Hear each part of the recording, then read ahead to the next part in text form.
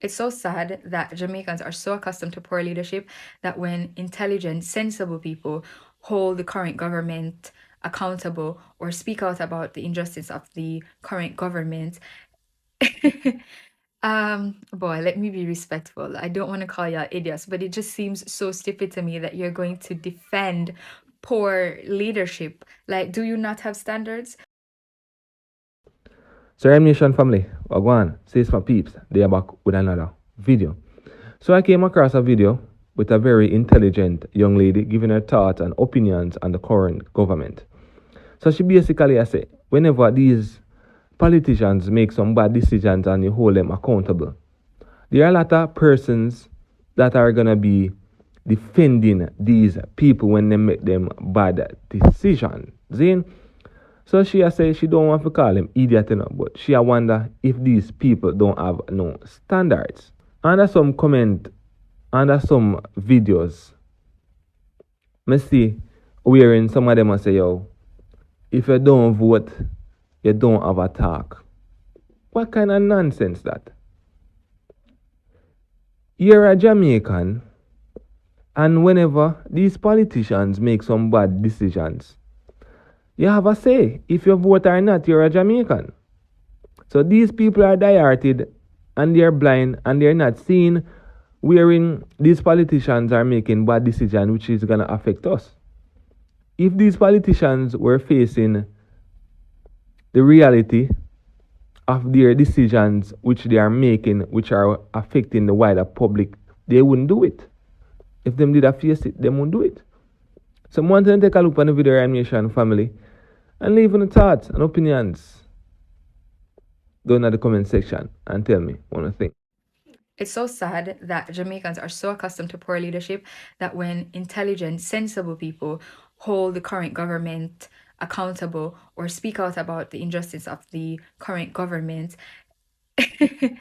boy, let me be respectful. I don't want to call y'all idiots, but it just seems so stupid to me that you're going to defend poor leadership. Like, do you not have standards? Do you not have children? Do you not want a better future for them? Because that's what you're telling me.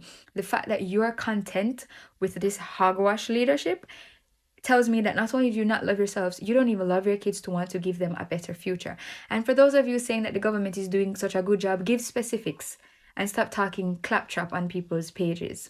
Because you just saying, oh, it's good with nothing behind it, is you saying a whole lot of nothing. And furthermore, when you choose to be a leader, you choose to be in a position where you are held accountable. Just like if you are a parent, you chose to have kids, so you chose that responsibility and you chose to be in a position where you can be held accountable if you are not taking care of those responsibilities. So as a parent, you're not minding your child. That's why you can be taken to court for maintenance. That's why kids have rights so that parents can do right by them, and if they are not, they can be held accountable by the law. And it's the same with the government. Just like how a parent choose to have kids, the PM himself chose to be a leader. Nobody never dig him up in Spanish Town and beg him to serve the Jamaican people. Him take up himself and decided he wanted to serve. He's the same one who swore to be a good and faithful prime minister. Not my words, his. So holding him accountable has nothing to do with my personal feelings towards him. Holding him accountable has to do with his leadership, what he promised to do and what he ought to do based on the trust that Jamaicans have given him to serve as prime minister. So RymeNation family, we'll just take a look upon the video. And they did talk up some bugger things in the video and things. Jamaicans are too dihearted and things. Same way, because like whenever for them party in a power, no matter what kind of bad decision them party make, them just can't see it. So right now we are move on to our next topic. So Damion Crawford talk up a bag of things in the house, and me have a video for showing right now, RymeNation family. So right about now, I want to take a look on the video and leave your thoughts and opinions down in the comment section. And actually, this man always an advocate for the people of Jamaica, and him did talk up a bag of things that make sense in that video. So take a look and tell me what you think. And if you have made it this far in this video and you haven't liked the videos yet, please do so. And RymeNation family, want to follow my next YouTube channel. I'm going to leave the link in the description and in the comment section of this video. So you guys go over there and subscribe. And the money being given out to the people who are the poorest is a good little spending. And the money for the t-shirts and the meetings and the money for the transportation creates. How much time Senator Del Rey got talk? 7? Speakers. So when you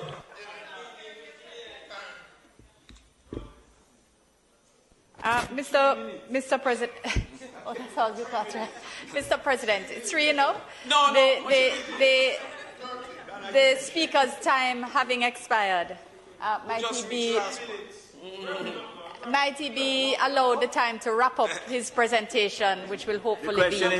Thank you, Minister. The question is that the speaker be given time to complete his presentation. Those in favor? Thank you, Mr. President. Mr. President, I've learned my lesson. I'm not going to hurry up and then when the bill go through here that it came before us and we never talk on everything. I talk on everything. So that when it come out with the child seat, I'll be talk about that too. I don't want it to be said that I never talk on everything. So additionally, the Prime Minister said recently that he found within the budget sufficient funds that he did not have to take a loan that was already approved by the Chinese government for the Montego Bay bypass. Yes. He said in his presentation, this is good for Jamaica. Even in a pandemic, we're able to develop our infrastructure with the resources of the people. That's what he said. He said, even in a pandemic. That's what I keep hearing him saying, pandemic, pandemic. He then made a choice as a prime minister to refuse a pre-approved loan, agreed loan of $43 billion, and said that the budget was strong enough to fund it. And somehow you're coming before us now that the same budget is not sufficiently strong to fund something 20 times less. Something 20 times less.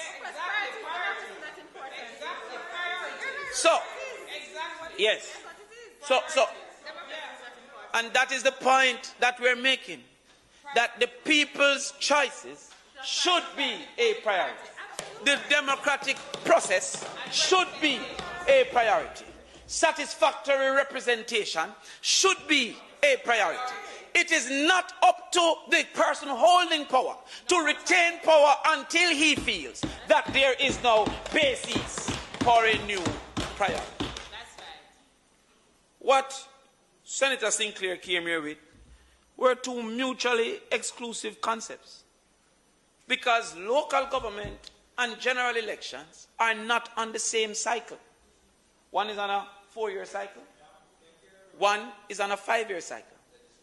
So if you claim you agree to fix elections, then it is unlikely that the two cycles will coincide, other than maybe every 8 years or some mathematical thing where they will combine at some point in time.